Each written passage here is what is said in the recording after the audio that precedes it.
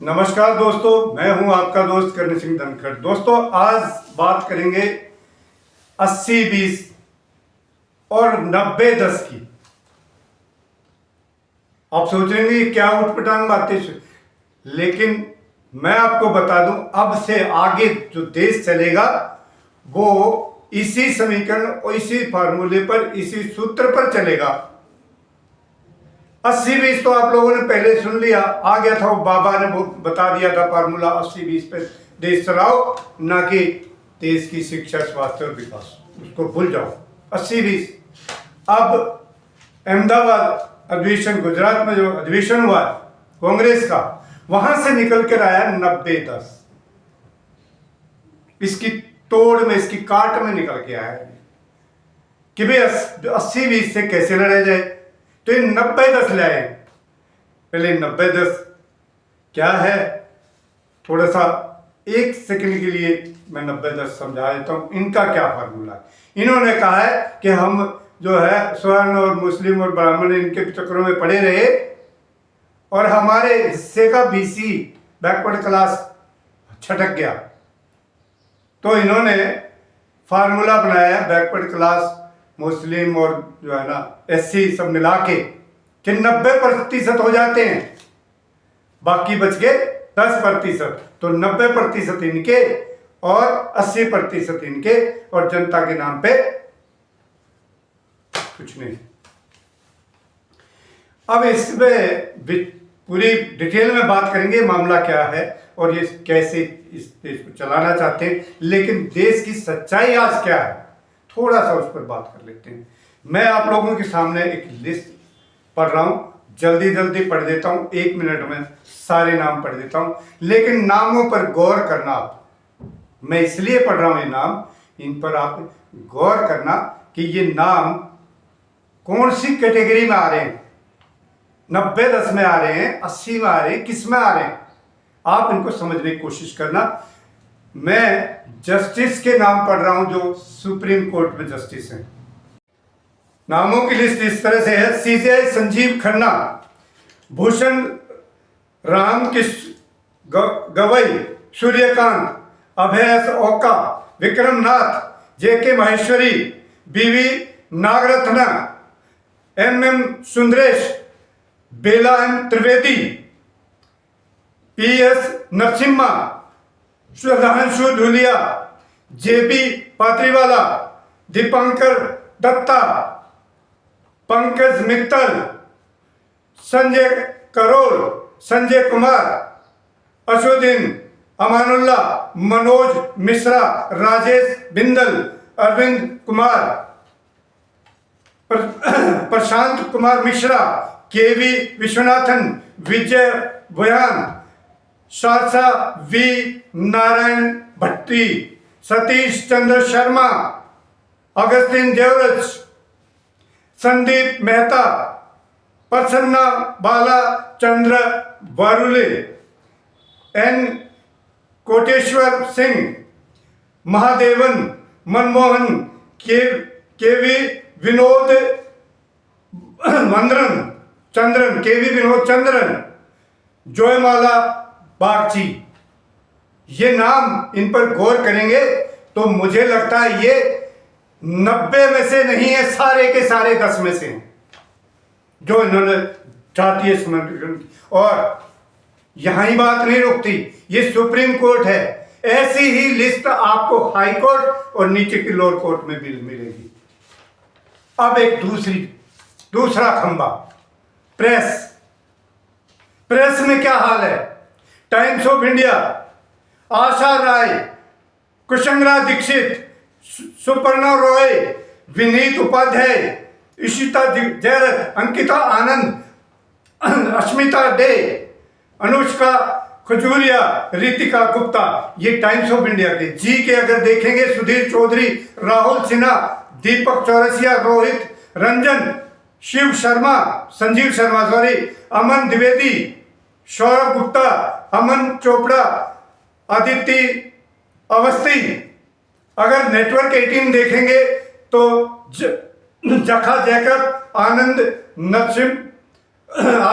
नरसिम्हम, शिवम गुप्ता, किशोर अजवानी, अनीश देवगन, अमीश चोपड़ा, प्रतीक त्रिवेदी, सुधीर दीक्षित, यानी किसी भी मीडिया हाउस को उठाकर देख लो, सब में यही नाम मिलेंगे। कौन से? जाति विशेष के, एक ही जाति विशेष के, जो जिनकी हिस्सेदारी जनसंख्या देखें तो 6% होती है। इसमें दोनों जातियां आ जाती हैं, जो मीडिया में है और जो पूरे के पूरे न्यायपालिका में ये बैठे हुए हैं। 6% में सिमट जाती हैं, 10 भी पूरे नहीं होते। 10 थोड़ा इधर उधर से करके इन्होंने और बनाए हैं। तो ये आपने 10 वर्षित 90-10 रखेंगे और ये वर्षित हो जाएगा 80-20 पहले से है, पहले से विस्थापित है। यानी आपके ना 80 की बात होनी ना 90 बात होगी, तो सिर्फ ही नहीं, यही नहीं रुकती बात। आप केंद्रीय सचिवालय चले जाइए, किसी भी प्रदेश की राजधानी में सचिवालय में चले जाइए, यही मिलेंगे जाति विशेष। दूसरा इंसान नहीं है। चाहे कोर्ट में फैसला करना हो, चाहे प्रशासन के बतौर करना हो, चाहे मीडिया में उनकी बात उठानी हो, कोई बात 80 की नहीं उठेगी, 90 की नहीं उठेगी, सिर्फ इनकी उठेगी। ये देश को घुमा रहे हैं जब तक ये व्यवस्था नहीं बदली जाएगी। यही नहीं, अगर आप इससे भी आगे बढ़ोगे तो जितने भी मोदी मित्र हैं, जितने भी जिनके बड़े बड़े लाखों कई लाखों करोड़ के जो है कर्जे माफ होते हैं और जो देश को लूटकर भाग गए, वो भी सारे के सारे इसी 6 में हैं। 6 से 7 में नहीं होती, 7% नहीं है, 6% ने इस देश को लूट रखा है। 40% इस देश की संपदा 40% से भी आगे, 40.1%, सिर्फ 1% लोगों के पास धिक्कार है। और करीब 57-58% इन 15% जो 20% 80-20 करते उन्हीं के पास है। बाकी लोग भिखारी हैं, भिखारी। 80 करोड़ जनता इस देश की, वो 5 किलो अनाज पर जिंदा है। और डंकापति विश्वगुरु कह रहे डंका बज रहा है, खूब डंका बजाया। आप कई लोग अभी भी जो है थोड़ा सा वापो में होंगे कि मैं किन की बात कर रहा हूं, तो थोड़ा सा और मैं बता देता हूं। एक की, इनमें से एक जाति की जनसंख्या जो है वो 3.66 है और दूसरी की जाति है उसकी जनसंख्या है 2.32, यानी कुल मिलाकर 5.98 होती है। पूरी 6% भी नहीं, पूरी 6% भी नहीं, लेकिन कब्जा पूरे देश की धन संपदा पे और कानून व्यवस्था पे और मीडिया पे। जब तक ये व्यवस्था रहेगी ये देश कभी तरक्की कर ही नहीं सकता। क्यों? क्योंकि लगातार खाई बढ़ती जा रही है, अमीरी गरीबी की। देश आजाद हुआ उसके बाद तो 1990 तक ये खाई पाटी गई थी, जिसमें इमरजेंसी भी आ गई, जिसमें ये सारे कांग्रेस ने सारे जितने भी 70 साल में बुरे कर्म करे थे, सारे बुरे करे कांग्रेस ने, मान लिया। वक्त तो तुम्हारी मान लेता हूं, लेकिन आंकड़े बताते हैं आजादी के बाद 1990 तक अमीरी गरीबी खाई जो है वो पाटी गई थी, वो कम हुई थी। और 1990 के बाद ये लगातार खाई बढ़ती जा रही है। आज हालात ये हो गए हैं कि सारी इस देश की धन संपदा वह पूरे इस 10 में आ गई है। 90 वाले खाली इल्ले, खाली डिब्बा, गोल, कुछ नहीं, जीरो। भिखारी है, भिखारी, बिल्कुल भिखारी है। 85-84 करोड़ जो है जिंदा है 5 किलो अनाज पे। और साहिब कहते डंका बज रहा है, डंका माई फुट, ये होता है डंका। हाथ जोड़, पांव में बेड़ी, हाथों में फेंक के डंका बज रहा है, डंका पति चल के।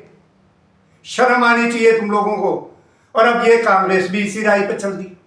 क्या देश इसी सूत्र पे चलेगा। कभी कोई काम की बात, कोई शिक्षा, स्वास्थ्य, कोई डेवलपमेंट की बात भी कोई करेगा क्या इस देश में? 80-20 की काट को 90-10 में ले आए, बहुत बढ़िया। क्या करें भाई, हमारे जो है भाग्य विधाता यही, मजबूरी है इस देश में जीना, वरना हालत तो इस देश की इन्होंने ऐसी कर दी है। एक चैलेंज मैं कर रहा हूं, वक्त तो तुम्हारे को कर रहा हूं, सीधा सीधा डंका किसको कहते? एक कोई ऐसा देश बता दो जिसमें 85 करोड़ लोग 5 किलो अनाज पर जिंदा हो। दुनिया का कोई, जितने भी 200 से ऊपर देश हैं छोटे बड़े मिला के, और कोई एक देश ऐसा बता दो जिसका मीडिया, जिस बड़े देश की छोटा मोटा कोई होगा कहीं जिसमें 50 करोड़ से ज्यादा जनसंख्या हो, उसका मीडिया सत्ता की गुलामी करता हो। कोई एक देश ऐसा बता दो, कोई एक देश ऐसा बता दो जो 50 करोड़ से ज्यादा की जनसंख्या हो। हम तो 150 है, 50 करोड़ से ज्यादा की जनसंख्या का कोई एक देश ऐसा बता दो जहां जो देश सिर्फ धर्म की लड़ाई और जाति की लड़ाई पर चलता हो। आज मुझे तो देवलाल जी भी याद आ रहे। ताऊ देवलाल ने एक सूत्र दिया था 1987 के चुनाव में, और उनके बाद 85 विधायक आए थे 90 में से। सूत्र था असगर, एक शब्द दिया था असगर। असगर का मतलब था कि भाई इस हरियाणा में जो जातियां हैं मुख्य रूप से असगर, अहीर, जाट, गुजर और राजपूत, ये पीड़ित जातियां हैं। बाकी के ये 10% इस हरियाणा को जो है ना लूट रहे हैं और हमारे ऊपर हुक्म भी चला रहे हैं। असगर जाति एक, अब वो समय आ गया है, अगर जाति की लड़ाई करनी है ना तो सारे एक हो जाओ इन 10 के मुकाबले में। जो ये 10 देश को लूट रहे हैं उसका इलाज करना पड़ेगा पहले, तब ये जाति प्रथा इस देश से खत्म होगी। क्योंकि इनके मंदिर में वो इसमें मगज में भरी पड़ी है गंदगी।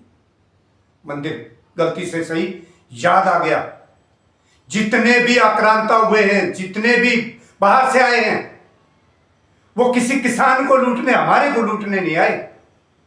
उनका टारगेट था मंदिरों को। ये आज से नहीं चली आ रही है, सदियों से ये लूट खसोट की चली आ रही है और खजाने भरे जाते मन।